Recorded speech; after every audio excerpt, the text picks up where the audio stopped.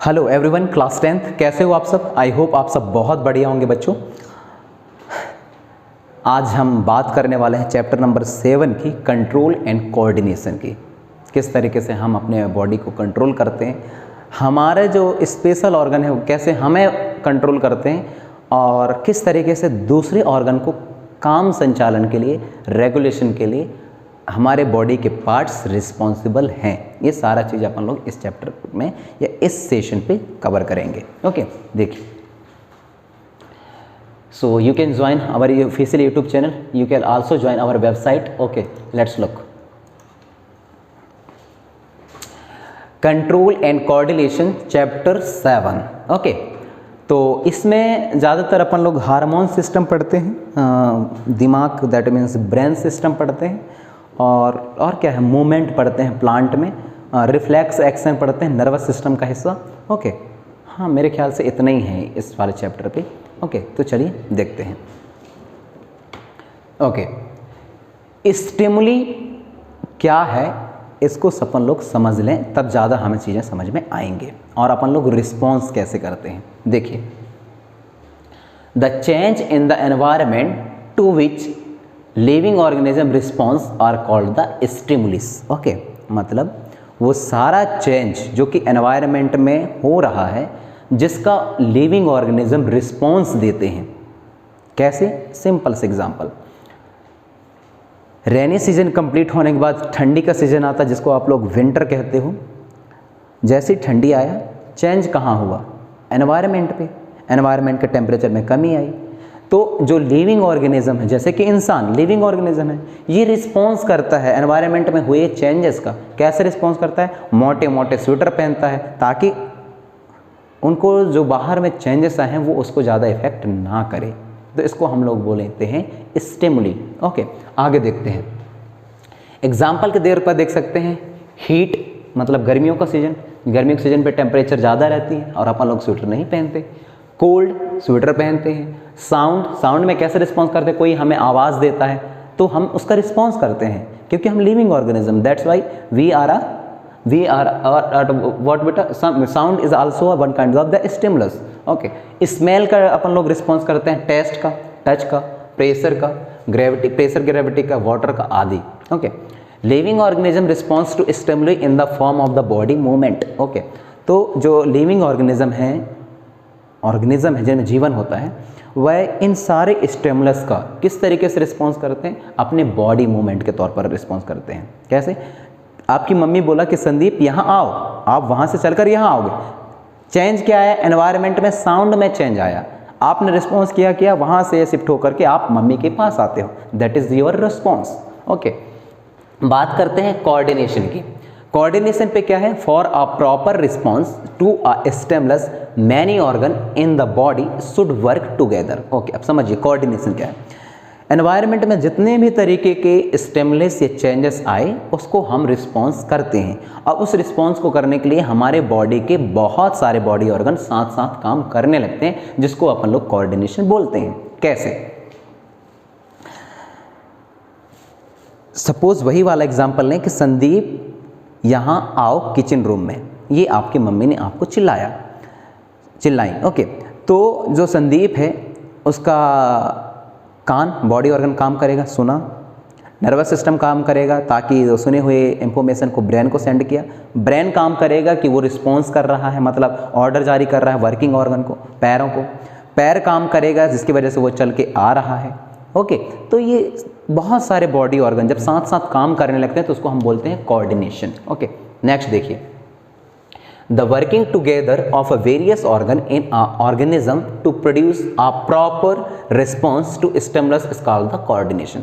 तो जो बॉडी के अलग अलग हिस्से एक साथ काम करने लगते हैं ताकि अपन लोग प्रॉपर रिस्पॉन्स कर पाएँ, इसी को अपन लोग कोऑर्डिनेशन बोलते हैं बच्चों। ओके, नेक्स्ट देखिए, in animal control and coordination is done by the nervous system and endocrine system। तो जो एनिमल है उसमें कंट्रोल और कोऑर्डिनेशन की जो प्रोसेस है उसको कंप्लीट किया जाता है दो हिस्सों के थ्रू, दो चीज़ों की मदद से। एक होता है आपका नर्वस सिस्टम की मदद से आप ये कंप्लीट करते हो, और दूसरा आप एंडोक्राइन सिस्टम के थ्रू ये काम करते हो, दो चीज़ें की वजह से, ठीक है। आगे देखिए दूसरा क्या है, प्लांट के केसेस पर क्या है, कंट्रोल और कोऑर्डिनेशन ये भी काम करते हैं, प्लांट में भी काम करते हैं, पर उनके में तो किसी तरीके से कोई नर्वस सिस्टम होता नहीं। फिर देखिए केमिकल सब्सटेंट के थ्रू काम करता है जिसको कि आप लोग हार्मोन्स बोलते हो और फाइटो हार्मोन्स बोलते हो। दैट मीन्स प्लांट में यदि कोई रिस्पॉन्स कर रहा है कोई प्लांट तो वो केमिकल चेंजेस की वजह से कर रहा है, तो वो आपके हो सकते हैं प्लांट हार्मोन्स की वजह से केमिकल चेंजेस और फाइटो हार्मोन्स की वजह से चेंजेस आ सकते हैं। आगे बढ़ेंगे,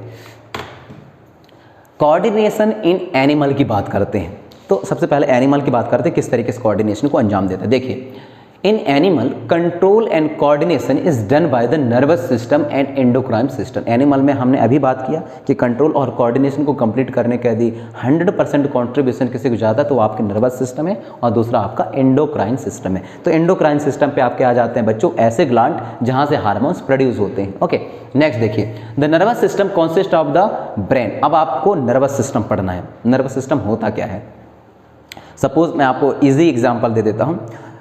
आपकी बॉडी के किसी हिस्से में खुजली हुई, सपोज यहाँ, आपको कैसे पता, ये आपके नर्वस सिस्टम की वजह से आपको पता चलता है। अब ये नर्वस सिस्टम, इसी नर्वस सिस्टम के बारे में पता करने वाले हैं कि ये खुजली हुई तो हमें कैसे पता चला, उसी नर्वस सिस्टम के बारे में पढ़ने वाले हैं। देखिए तो आपके नर्वस सिस्टम पे 3 इंपॉर्टेंट हिस्से शामिल रहते हैं, आपका दिमाग दैट मीन्स ब्रेन, दूसरा spinal cord that is this one, और थर्ड रहता है आपका नर्वस सिस्टम जो कि पूरी जाल आपके बॉडी में फैली हुई है।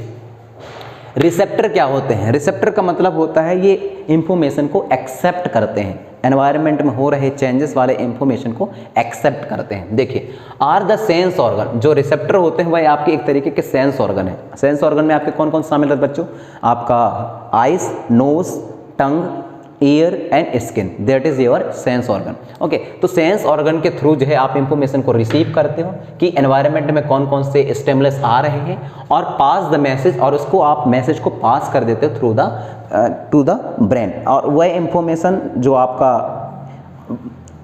सेंसरी ऑर्गन के थ्रू कलेक्ट किया गया उसको आप पास कर देते हो ब्रेन की ओर, और ब्रेन और the spinal cord through the sensory nerve, sensory nerve के थ्रू उसको आप स्पाइनल कॉर्ड को या ब्रेन को भेज देते हो। अब देखिए ये किस किस तरीके के आपके रिसेप्टर हैं। फोटो रिसेप्टर, फोटो रिसेप्टर का मतलब होता है आई, जिससे आप चीज़ों को देखते हो। देखिए in the eye to detect light, light की वजह से हम किसी चीज़ को देख पाते हैं, तो इस तरीके के स्पेशल डिटेक्टर को बोला जाता है, रिसेप्टर को बोला जाता है फोटो रिसेप्टर। दूसरा देखो फोनो रिसेप्टर का मतलब होता है ईयर, आपके कान। फोन के रिसेप्टर का मतलब होता है कि जो कोई भी चेंजेस एनवायरनमेंट में आया उसके कान आपने सुना और उसको सेंड किया। ऑल्फैक्टरी रिसेप्टर का मतलब होता है आपका स्मेल डिटेक्ट करने वाला, दैट मीन्स नोज। ऑल्फैक्टरी होते हैं, ऑल्फैक्टरी रिसेप्टर मतलब किसी भी चीज़ की स्मेल को आप डिटेक्ट करते हो तो वो ऑल्फैक्टरी रिसेप्टर के थ्रू कंप्लीट किया जाता है। नेक्स्ट देखिए गैस्ट्रिक रिसेप्टर, तो गैस्ट्रिक रिसेप्टर में आपके आ जाते हैं टंग्स।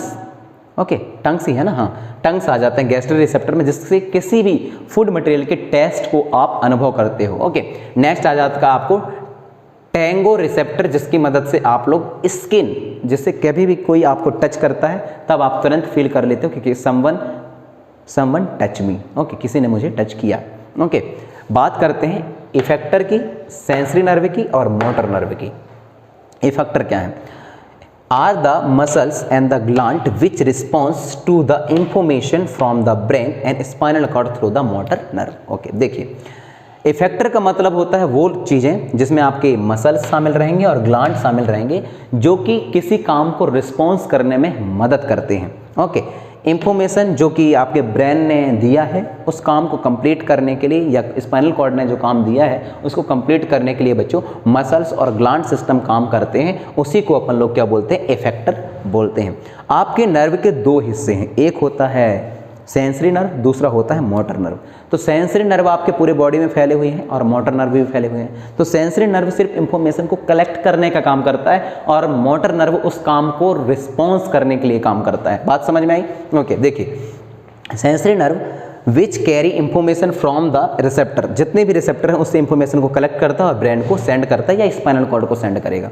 दूसरा क्या, मोटर नर्व जो है जो नर्वस सिस्टम जितने भी इंफॉर्मेशन को कलेक्ट किया था, okay, which carry information from the brain, और ये ब्रेन जो ऑर्डर जारी करता है कि किसी काम को कैसे संतुष्ट करना है, तो ओके, तो ब्रेन आपको काम देता है और स्पाइनल कॉर्ड के द्वारा दिए गए जो ऑर्डर है उसको मसल्स और ग्लैंड का मदद लेकर के ये काम को कंप्लीट करता है। तो मैंने खुजली वाला आपको एग्जांपल दिया था कि मेरे हाथ में खुजली हो रही है, सेंसरी नर्व ने उस खुजली वाले जो इंफॉर्मेशन है उसको स्पाइनल कॉर्ड को सेंड किया और दिमाग को सेंड किया। दिमाग ने ऑर्डर जारी किया किसको, मोटर नर्वस सिस्टम को।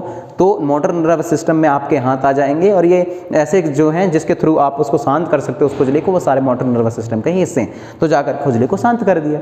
तो ये फर्क है किसमें, सेंसरी और मोटर नर्व में। आगे बात करेंगे। ये देख सकते हो ये पूरा जाल है बच्चों आपका, ओके, जो आपके बॉडी में फैला हुआ है जिसको कि आप लोग नर्वस सिस्टम बोलते हो। ओके, आगे बढ़ेंगे, ये और अच्छे से समझ सकते हो। तो इसको मैं नॉर्मली दो हिस्से में बता देता हूँ। आपका दिमाग से लेकर के ये वाला हिस्सा आपका कहलाता है CNS। बात समझ में आई? What is the meaning of CNS? CNS is nothing but the central nervous system. और इसके बाद ये वाले हिस्से से जितने भी ये निकले हुए हिस्से हैं चारों साइड, ये आपको कहला जाते हैं बच्चों PNS। PNS is nothing but the peripheral nervous system. Okay, चलिए आगे बढ़ेंगे।